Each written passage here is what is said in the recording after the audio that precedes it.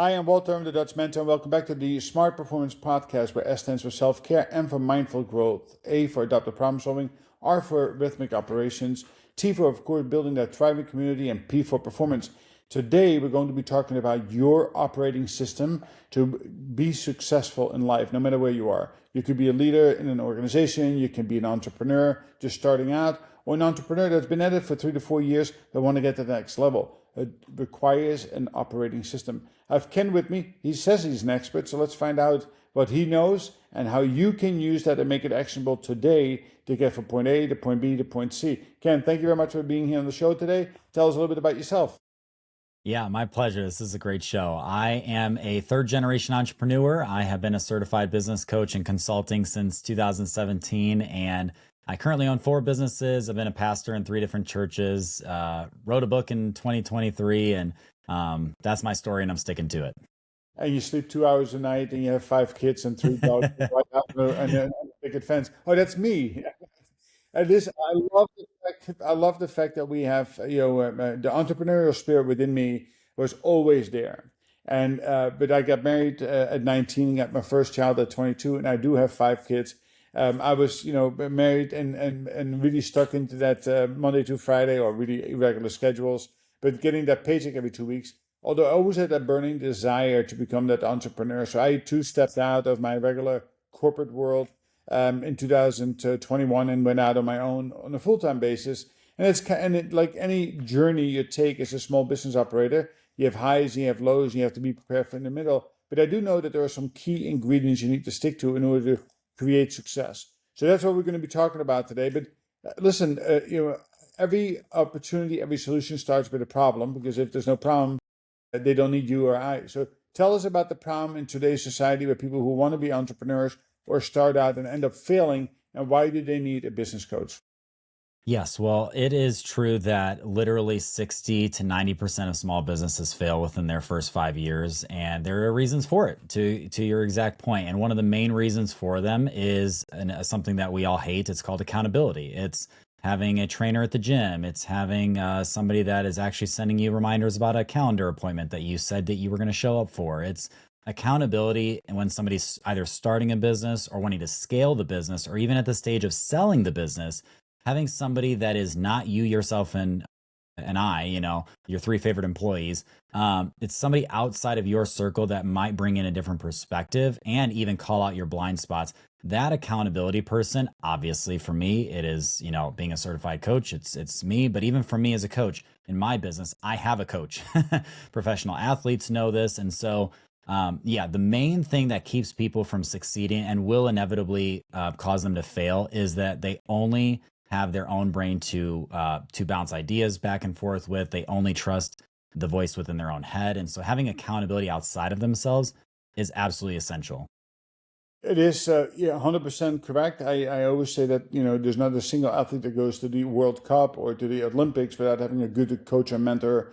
So if you want to be working at the top of your license, at the top of your world, or reaching your big dream, you got to act small. And part of acting small is not doing it yourself, right? Is that to seek out mentorship and coaches, paid or unpaid. But doing it alone is not necessarily the path to success itself. So very good. So you obviously growing up with people around you, by being third generation, you saw and hopefully you learned from their failures and their pitfalls, and tried to fine tune that, and you came up with the operating system. So tell me that journey that you took, and tell me about the operating system before we go into a client success story or your Yeah. success. Yeah, well, everything I learned has come from obviously being, my grandparents, my parents. My wife and I spent 14 years operating a 114-year-old franchise. It was a ballroom dance franchise. So, yeah, there were definitely the failures are easy to see, and sometimes the success is actually hard to notice along the way. But thankfully, you're right. We had consultants all the time that exposed not just the failures, but also the success points, the things that you should double down on and keep doing. So yeah, there's definitely, we've always had somebody in our life that is in that role. But the operating system that was uncovered and that I've certified in with a variety of different gentlemen goes a little bit like this. There is, to every successful business, there's 6 parts to what I call the small business flight plan, or your airplane in the analogy.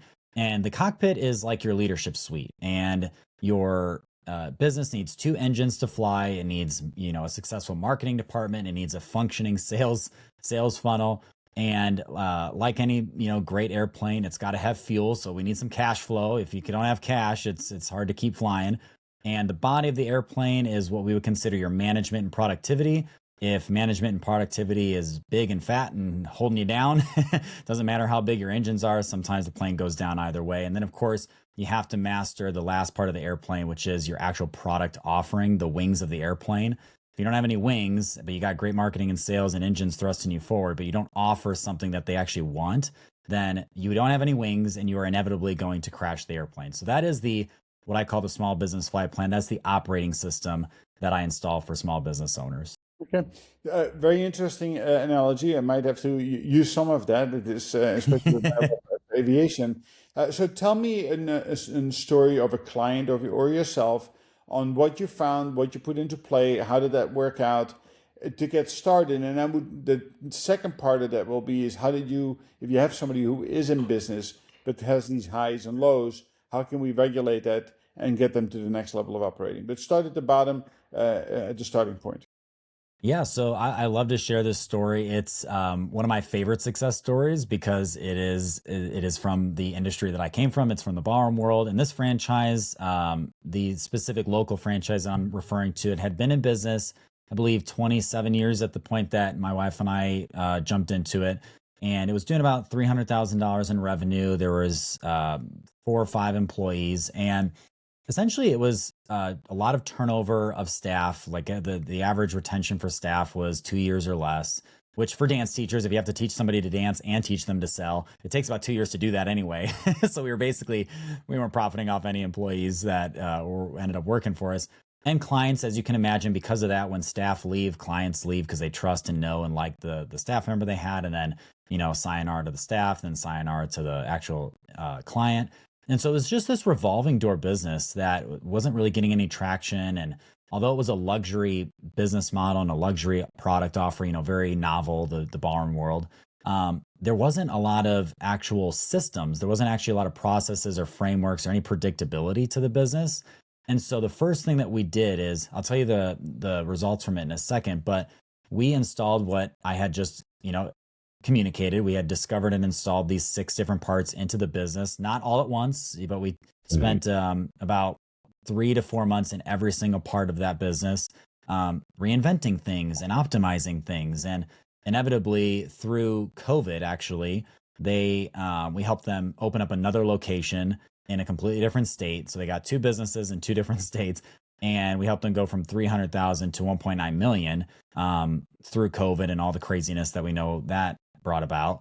And so, yeah, it was a beautiful system, and I think the results from it, yes, the money and the revenue change is great, but they were able to take their staff retention from under 2 years to, I believe, when we officially left that franchise, it was almost 6 years. The 6-year staff retention, their client retention was amazing, and most of all, they actually had more peace of mind. You talked about an entrepreneur, me working, sleeping 2 hours a night.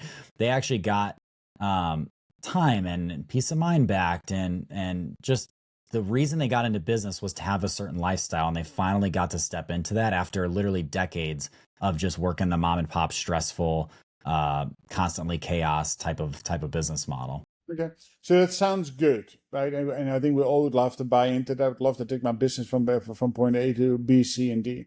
So now break that down a little bit to what it is that a person needs to do. What actions do they need to take to actually materialize that? Yeah. So the first thing you need to do, and what I take every client through, is you need to actually know what's real about your business. You have to find a way in your CRM, in your website analytics, in your ad analytics. You need to actually find what is the hard truth about your business. You may feel things are going well in the marketing department. You may think that your staff's doing a great job, selling clients into their first package or whatever. But until you know what the actual conversion rates are, until you know what the actual retention rates are, et cetera, the hard numbers will give you the real reality of how your business is going. So for every business, you have to either use the data you already have or bring in somebody from the outside that knows how to evaluate and run a diagnostic on your business so you know what's going well really and what's going poor really. Then the second thing that every single one of these people has to do is you have to start with the what I would call the essentials. If you're flying an airplane, I'm assuming if the pilot it has the wrong coordinates in for the destination, then it doesn't matter how much fuel you have. It doesn't matter how comfortable the cabin is. Everyone's pissed off at the end because the plane got to the wrong place. And so the leadership section of the airplane is the most important because that's where you're going to create all of your processes, the key characteristics for who you hire. You're going to create the business that is going to eventually turn into reality in 2 to 5 years. That comes from getting the leadership section of your airplane right.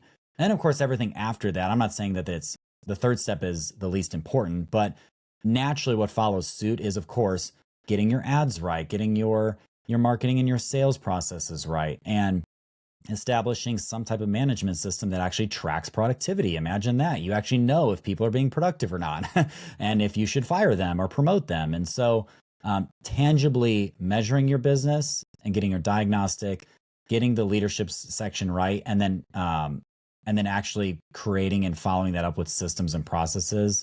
That would be the 3-step plan in a nutshell. So even if it sounds really good, and I believe in an operating system, and for me it's really 5 pieces, right? Just having the right people with the skills, knowledge, and abilities. If you don't have that, then you need to make sure they also have the time to do it. We need to be laser focused, right? We see too many people diluting what it is that they're doing, and then there's no focus. If everything is important, nothing is important. Right. That cadence, learning to measure, right, the right things, and often we measure the outcomes and not the inputs. It's really the driver that makes the difference on the end. And I love the fact your emphasis on looking at the data that is being collected and really trying to. For myself, I'm actually trying to shift a little bit because I like to spend more time at the flight school and less time behind the computer coaching. I'm trying to figure out what the right combination of passive income is through apps that I have developed. So I'm now to the beta testing process of finding true data to what does it cost me to spend in order to get X out, right? If I want to make 5,000, do I need to spend $1,000, $2,000, $3,000 in order to get that $5,000? And again, people get afraid, right? You have to spend some in order to make some, and it's a tedious process. But data measurement is critically important, as you say, that cadence of accountability, and then making sure you take the appropriate actions.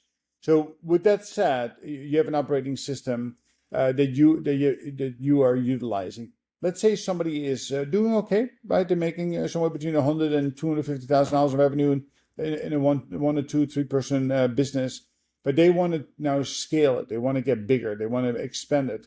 But what is it that you would ask them to do, and how would you set that up for success?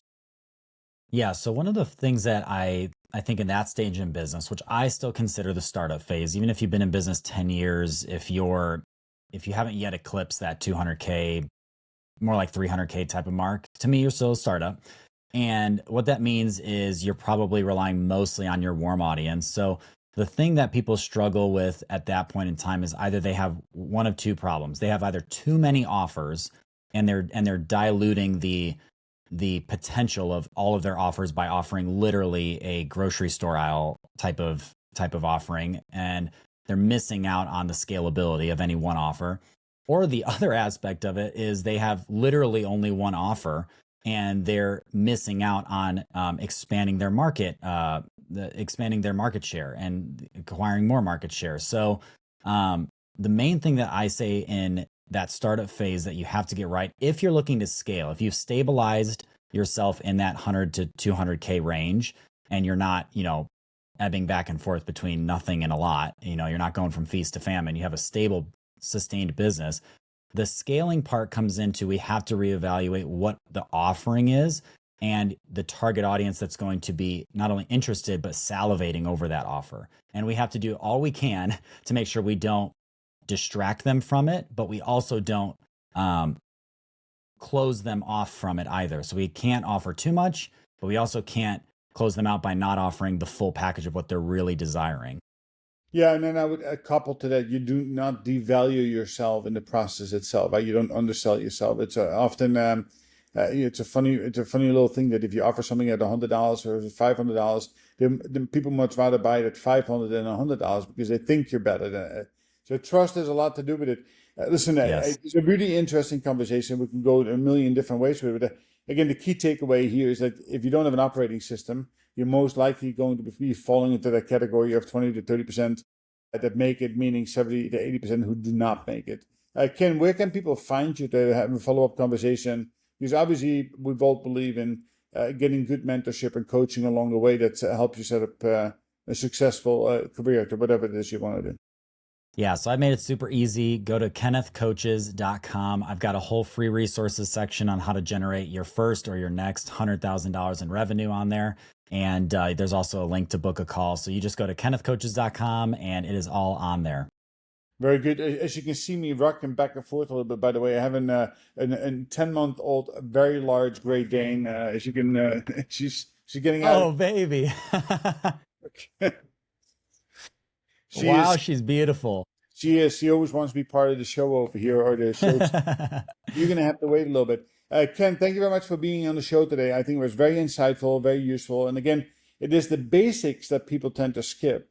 Yes, it is undercapitalization. It is one of the root causes of most businesses failing. But even without capital, you can be successful if you follow what Ken is talking about, and really make sure that you bring the right product to market, solve a problem, and make sure you put your time and effort into it. Following that operating system, you're more likely to succeed. And of course. Yeah, I think my final thoughts are this shows like this and listening to people like Walter and having people like that in your corner on a weekly, monthly, daily basis. That is always been a habit I've had in my entire life. So if you're a listener to this show, I can encourage you to listen regularly. If you're somebody that consumes content like Walter puts out, you cannot oversaturate yourself enough with things like this. So that would be my last 2 cents, is to encourage them to just dive in more to things like this. Yeah, I say it's 15 minutes per day, but you don't need to do it for hours. It's just 15 minutes per day of focused listening, doing. It's amazing how you can learn and actually put things into action. Because without action, you just, nothing will happen, right? It is that on Monday morning, you'll have forgotten about us and you continue to do the same thing you have been doing over and over and over and wonder and scratch your head. I can't pull my hair, so I have to scratch my head. Why am I not getting to that next level of operations? To my audience, again, action, right? Go to my website at dutchmentor.com. Go to Kenneth's website. Again, utilize these free resources that are available to you. For me, go to compass.thedutchmentor.com. Dream big, act small. Follow the steps and kind of tease yourself to what it is that you want to do and how to get there from point A to point B to point C, and set yourself up for success. From there, you can look at a bunch of other apps that are all connected to that. But that's a really good starting point to see where you are in your journey today and what you need to do in order to get to where you want to go. And that's very individualized, of course.